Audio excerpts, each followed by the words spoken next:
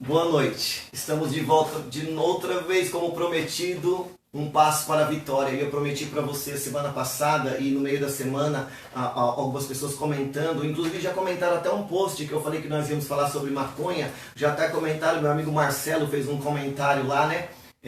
Falando que é horrível, que é uma droga, qual ele já conheceu pessoas que participaram, né? E às vezes você tem uma dúvida aí na tua casa, né? Porque as pessoas falam sempre, não é droga, porque ela é natural, é uma erva, né? E nós estamos aqui com o pastor Gledson hoje, diretor interno da Casa de Apoio, terapeuta, né? Tá estudando, terminando psicologia aí e vai dar uma orientação para você, tá? Pastor Gledson, diz uma boa noite aí, é droga, não é droga, pode, não pode, pastor Gledson? Boa noite. Eu agradeço você que está aí do outro lado, que está nos vendo essa noite.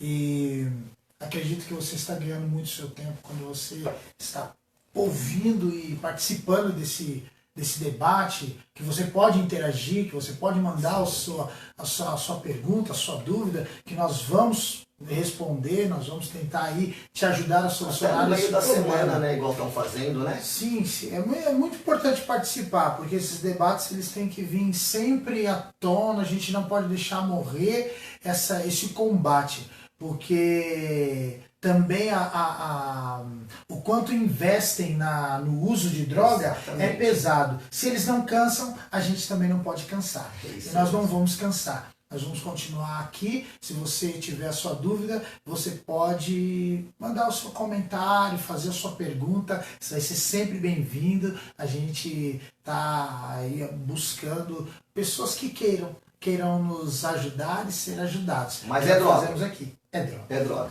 É droga. Maconha, ela é droga.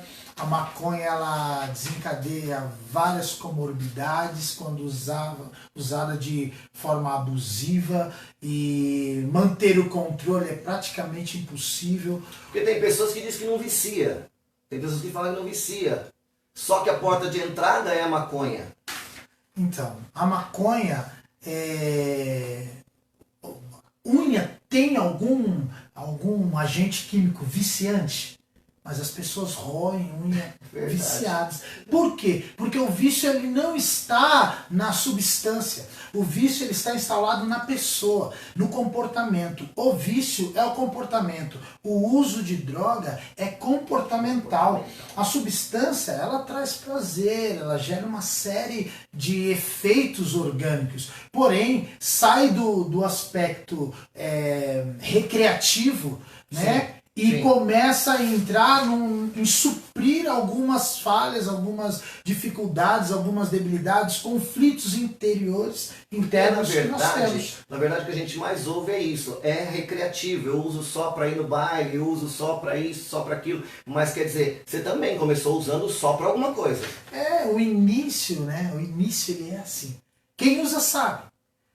Você começa como um experimentador, e o experimentador ele usa ocasionalmente, apareceu e de repente eu uso, mas quando isso passa do experimentador para aquele uso mais frequente, eu começo a ser um usuário habitual. O que é um usuário habitual? É aquele que habitua a usar em determinados momentos. Então toda sexta eu compro, só uso de final de semana, eu me habituei a usar e eu já estou colocando a droga dentro da minha vida, e logo mais eu vou me tornar um usuário abusivo. Como é que a mãe percebe que o filho está começando a uso de droga, muda o comportamento? Como que ela pode perceber isso? Ela está lá em casa perguntando talvez para você. Mãe, você tem uma tarefa de mãe mesmo. É uma tarefa difícil, complicada. Porque normalmente a mãe é a última a saber. Eu tenho essa notícia para dar para todas as mães. Se você conversar com as mães dos usuários, normalmente elas são a última a saber. Eu comecei a fumar maconha com 14 anos. Minha mãe descobriu, eu já tinha 20 anos. Quando minha mãe descobriu que eu fumava maconha, eu tinha experimentado cocaína pela primeira vez. Então, normalmente é assim, porque a gente esconde até onde dá. Como que eu posso perceber se meu filho está usando ou não? eu indico que você participe dos hábitos e dos costumes do teu filho. Converse mais. Converse mais, saiba mais aonde ele está. Olha, eu estou desconfiando. Tá desconfiando por quê? Ele chega em casa e derruba todas as panelas.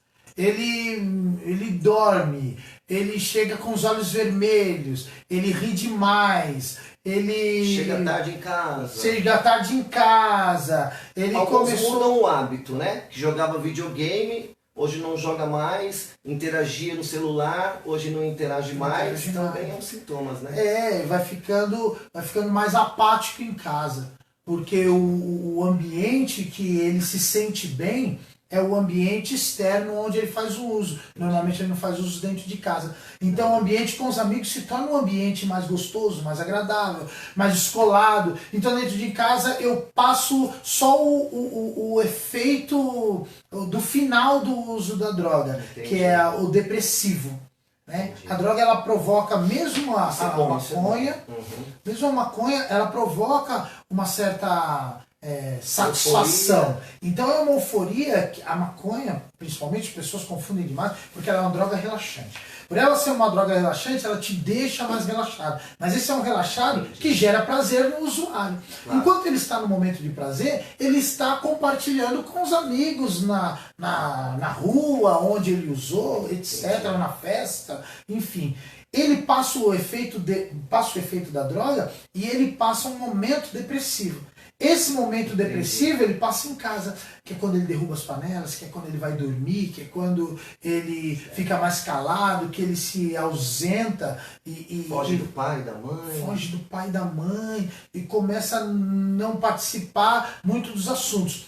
O que mais acontece e que é perceptível para a mãe, porque a mãe pode falar, poxa, por que meu filho está com fome, ele está fumando maconha? Não.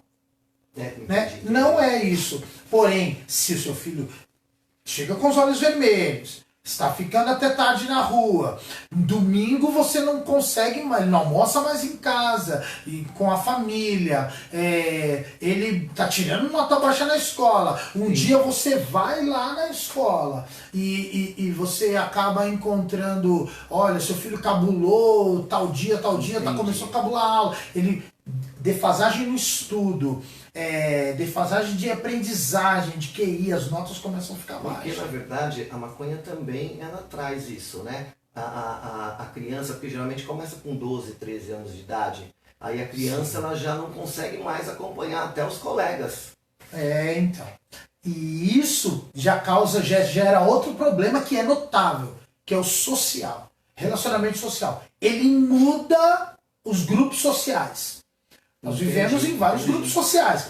Então ele começa a mudar o grupo social. Você percebe que aquele amiguinho que estudava, que mora na rua, que ia lá em casa brincar de videogame e que tá passando na escola, que é o filho da Maria, ele não vai mais. Ele vai com os caras do campinho, que não trabalha mais, que, sabe, mais... que vive, olha, dona Joana, vi seu filho lá no campinho com os meninos, e ele tá cabulando, aí você olha, ele tá cabulando aula, as notas estão baixas. Então não aprende mais, não acompanha. Não acompanha mais, mudou o grupo social, se torna agressivo com os pais. Eu acho que quando ele já não consegue mais acompanhar, eu acho assim, que ele prefere até não ir mais, porque não vai acompanhar. Sim.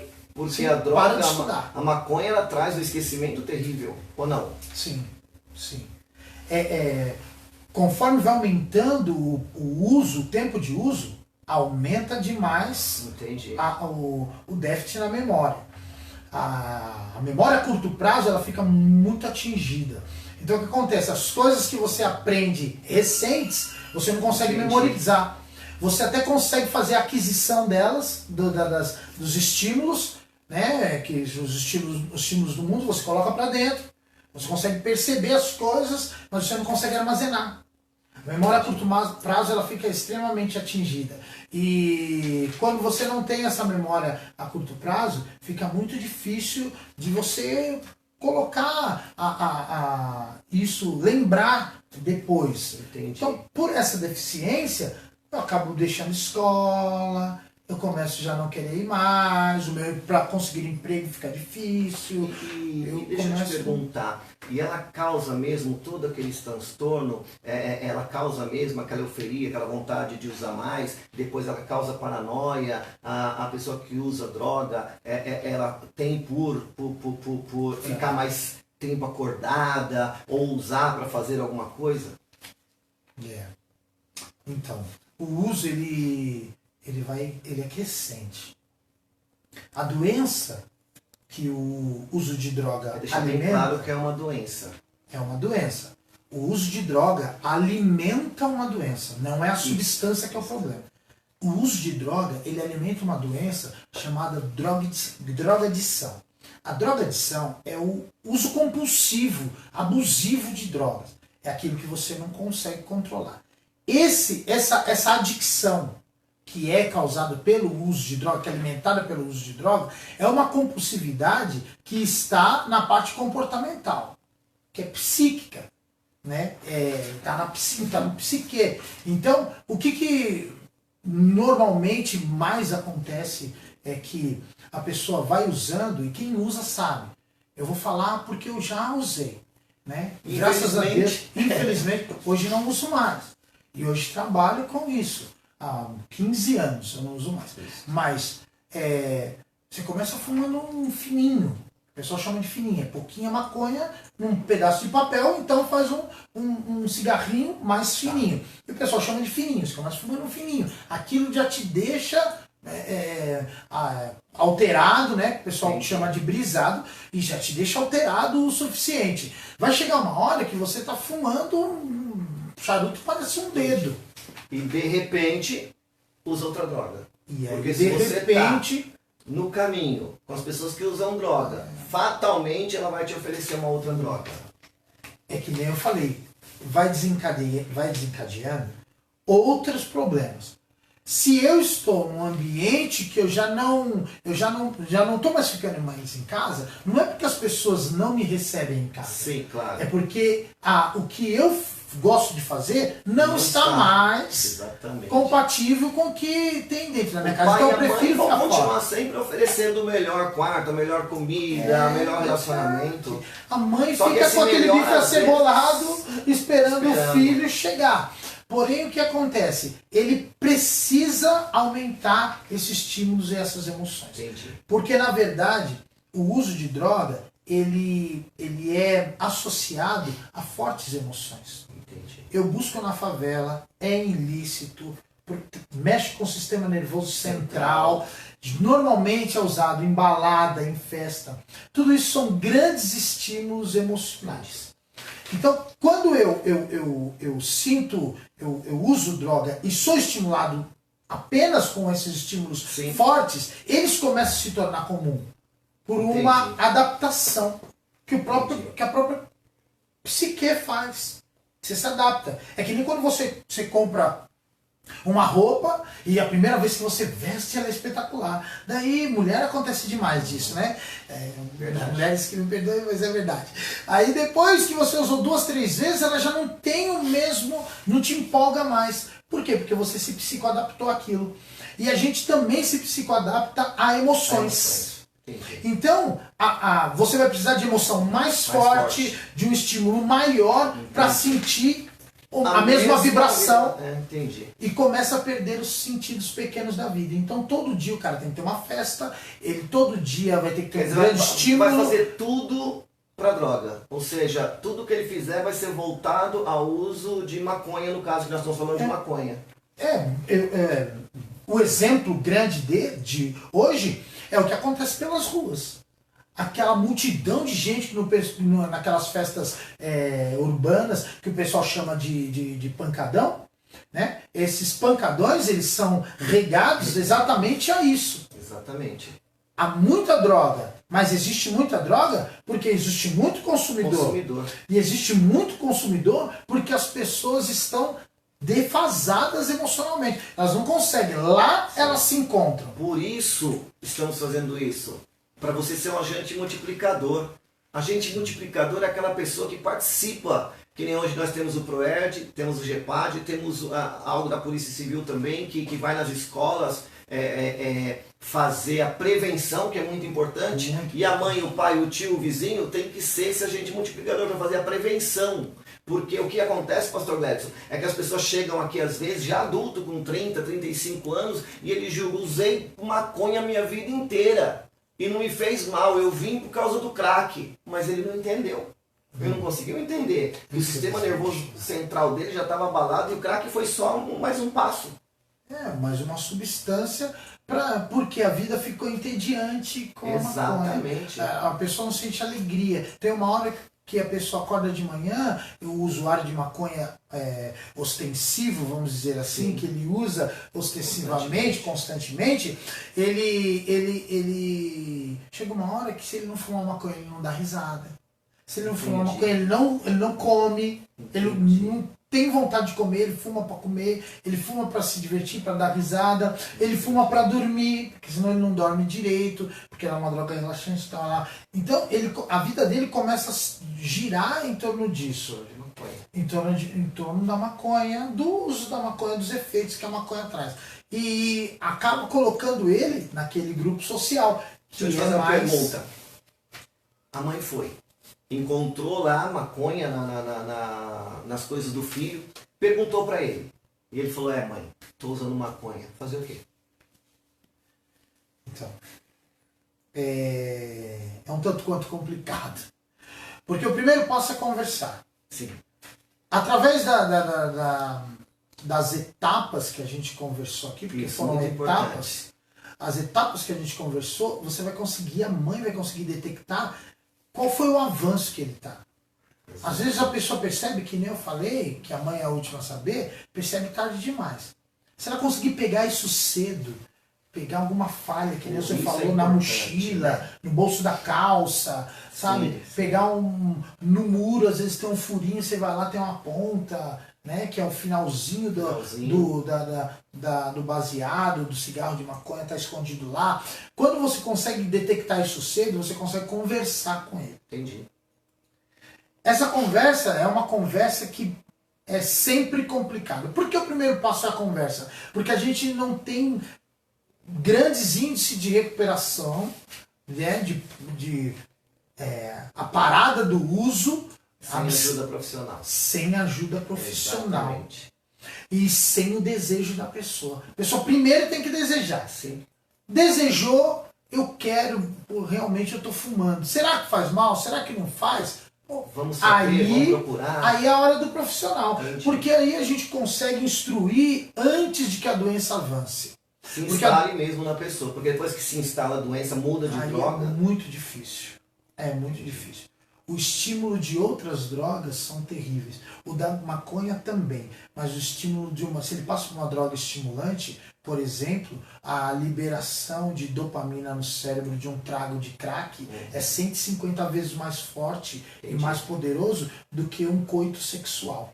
Então, o maior prazer que o homem natural sente é o coito sexual. E o trago de crack é 150 vezes mais prazeroso. Então, tirar uma pessoa num avanço desse, num estágio desse das doenças, é muito mais difícil. Vamos lá. Então achou, orientou, conversou, bateu um papo, trocou ideia, psicólogo. Então. Precisa de psicoterapia. Certo. A psicoterapia é importante. Porém, eu costumo dizer o seguinte. Que nem eu falei, eu tive problemas com droga e fui ajudar. Sim. E hoje estudo para ajudar outras pessoas. E para me ajudar. Né? Seria hipocrisia eu dizer que eu não sou ajudado por aquilo que eu pesquiso e estudo. Né? Agora, a psiquiatria ajuda com medicamento. A psiquiatria ela vai fazer uma análise, ela ajuda demais a psiquiatria. A neurociência está aí para poder equilibrar toda a questão hormonal, todas as funções elétricas e químicas do cérebro. A neurociência está aí. A psicologia faz um trabalho lindo e absurdo com psicoterapia. É muito importante. Terapeuta. Porém, a mente é estabilizada, a química do corpo é estabilizada, né? Que hoje a farmacologia aí, você consegue encontrar os remédios da felicidade, Exatamente. que é, qualquer coisa eu tomo um fluoxetina, eu tenho a carbamazepina. Sabe por que eu tô te perguntando? Porque a maioria das pessoas ligam pra gente e pergunta, é o momento de internar? Eu preciso internar meu filho? Eu descobri que ele está fumando maconha. Por isso que eu pergunto, pastor Gás, muita gente tem essa dúvida, né? Então, conversou, bateu um papo, levou no psicólogo, recorreu a um psiquiatra, chamou um terapeuta, ProERD, GEPAD, nós temos o CAPS também, todo município tem o CAPS, né? CAPS. Levei no CAPS, fez atendimento, tudo isso antes de internar, correto? Sim. Porém, e aí eu ia chegar no último, que eu considero que é a parte religiosa. Ninguém devolve a vida se não tiver Deus. Deus, quando eu falo Deus, quando eu digo Deus, eu não estou estipulando religião, apesar de ser cristão. Sim. Mas eu não estou estipulando religião. Mas eu preciso me pegar na parte religiosa. Porque quem devolve a alegria da vida é a religião. Sim. É o espiritual. Eu preciso do espiritual. Todos ajudam, mas quem devolve a alegria da vida é o espiritual. Concordo. Eu juntei todos e não consegui. Por quê? Porque eu levar um psicólogo de manhã e ele está exposto às condições de uso à tarde, ele não vai conseguir parar. É a mesma coisa se você deixar um copo d'água para uma pessoa que está 3 dias sem tomar água e virar as costas e falar, você não bebe, hein? Verdade. Quando a gente precisa de internação. Então, quando a gente fala de internação, todo mundo que está do outro lado pinta um bicho de 7 cabeças que realmente é um filme, um bicho de 7 cabeças. E que não é um bicho de 7 cabeças. Uma comunidade terapêutica hoje, ela tem o seu conforto, tem piscina, campo de futebol, musculação, internet, quarto com televisão, com banheiro, água filtrada. É uma beleza, é uma bênção. Ou seja, todo mundo que está assistindo sabe que hoje, para você tirar uma habilitação hoje, você tem que fazer uma desintoxicação. Um exame toxicológico. Se acusar, eles vão pedir para você voltar depois de 4 meses, que é o tempo que leva para você organizar a desintoxicação. Então, não é um bicho de 7 cabeças. Para mim salvar a vida do meu filho, do meu ente querido, levar para um centro terapêutico, uma casa de recuperação, como eles chamam, tranquilo. Muitos tabus existem, né? Mas existem motivos para existir esses tabus. A gente tem visto aí pela TV clínicas que infelizmente seguiram aí caminhos não muito bons. Porém, tem muita gente séria. Não fazendo, mas fazendo propaganda, Filho Pródigo né? É uma delas. Eu indico a toda mãe, a todo pai que tem um problema, venha ver. Vem ver.